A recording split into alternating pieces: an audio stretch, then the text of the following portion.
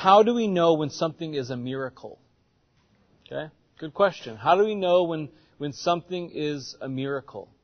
Now, maybe before that, we might say, well,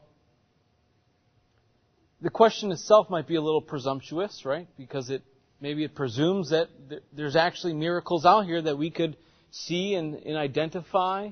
And so I think maybe we have to ask the question first, are there miracles, before we ask, are we able to identify them, or how do we know when something is a miracle? I think a part of the reason is that there's been a dilution in the way that we think of miracles, because kind of everything nowadays is called a miracle, isn't it? If your sports team is an underdog and they beat the favorite, it's a miracle, right?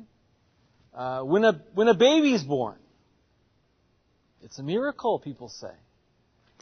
Even, let's say someone has, cancer, and the doctors say you have a 5% chance to live if you take these medicines. We'll see what happens. And they end up, beating cancer and becoming cancer-free. What do people say? It's a miracle. Now, in a very loose sense of the word, perhaps it's not overly inappropriate to use it that way, because the word for miracle essentially means to wonder. And so anything that causes us to wonder, anything that we see as wonderful, in a very loose sense, we might call it a miracle. But we have to ask, biblically speaking and narrowly speaking, are we to expect miracles? Right? How can we tell if something is a miracle? And so we first want to define then what a miracle is. And so we'll look to three people to give us a definition. So we're not just looking at one person, but three here. The first is R.C. Sproul. When he defines a miracle, he says this: a miracle, properly speaking, is an extraordinary work performed by the immediate power of God in the external perceivable world, which is an act against nature that only God can do. Okay? So that's what R.C. Sproul says a miracle is. But what do others say? Do they agree? Well, William Perkins, he defines a miracle as this. He says it's a rare work done by the power of God simply, either above or against the power of nature. Okay. Lastly, Charles Hodge. What does he say a miracle is? He says an event in the external world brought about by the immediate efficacy or simple volition of God. Okay. So, what that tells us immediately is that, right, miracles, first of all, are something that can only be performed by God. Right? Miracles can only be performed by God. They are not something that creatures are able to perform. Men nor angels, which means that the devil cannot do miracles either.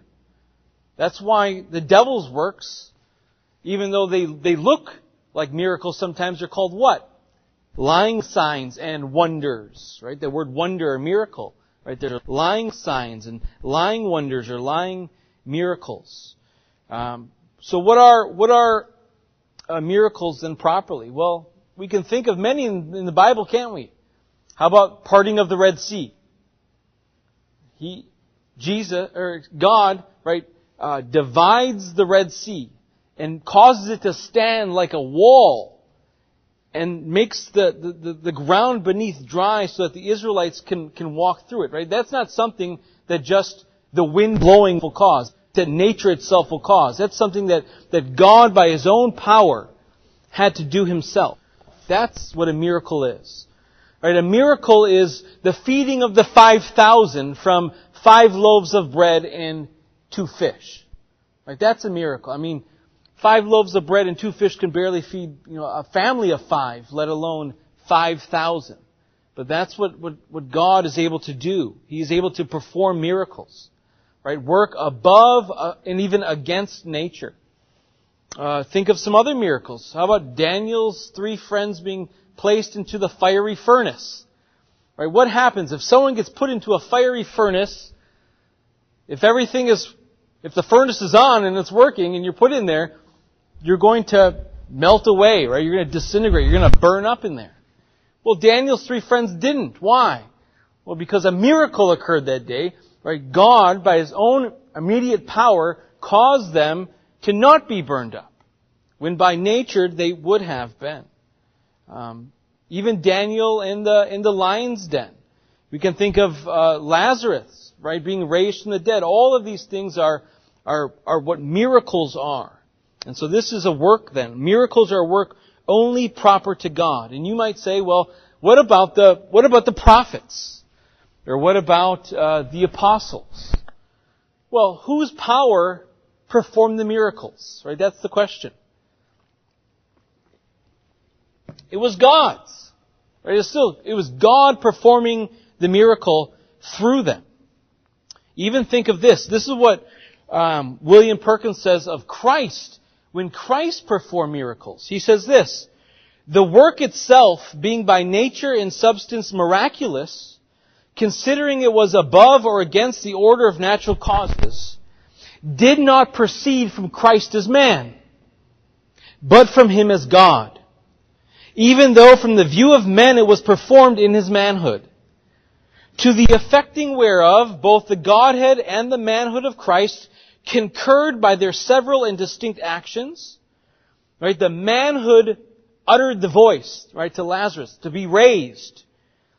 But it was the Godhead of Christ that fetched His soul from heaven and put it into His body and gave life and power to Lazarus to hear the voice, to rise and to come forth. Okay?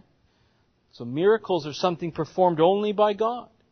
Now, R.C. Sproul, when he answers the question, also gives a few lines of evidence for why he doesn't think that they can be performed today. He says a couple things. First, despite all claims to the contrary, in this narrow sense, we don't see them happening today anymore, do we? I mean, if someone was able to perform miracles, then someone ought to just go to the hospitals, right? And go touch all of the cancer patients and make them whole. And everyone who has loss of limb, go speak a word over them and make them whole. Those who are blind, spit on their hands and put in their eyes and make them see. But no one's doing that, are they? People aren't doing that. Because, again, that's a power that is given to God alone.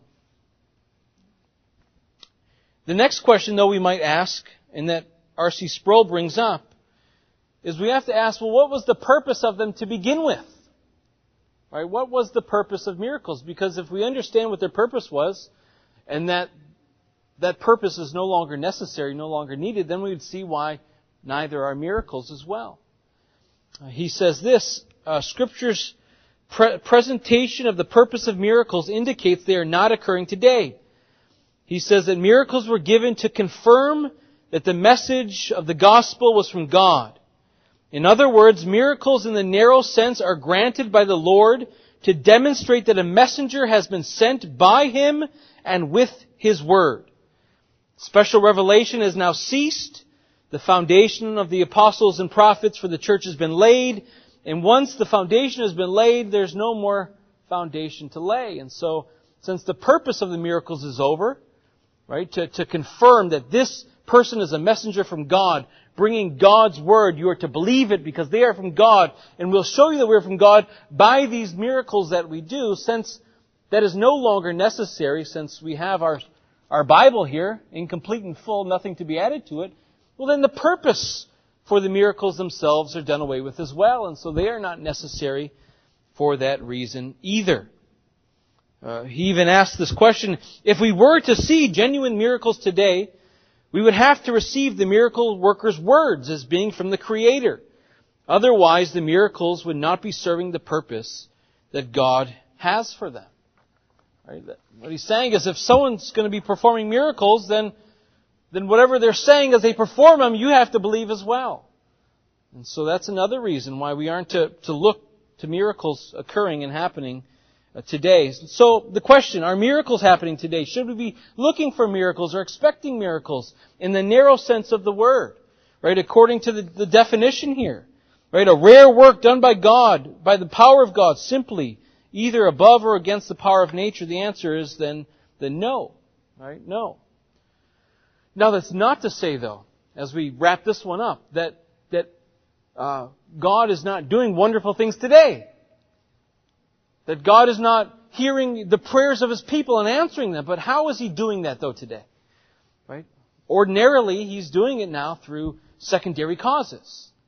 Right? Our confession in chapter 5, paragraph 3 speaks about it.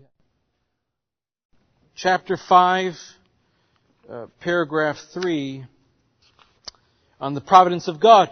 God in His ordinary providence maketh use of means. Right? That's how now God works in the world, through means or through secondary causes.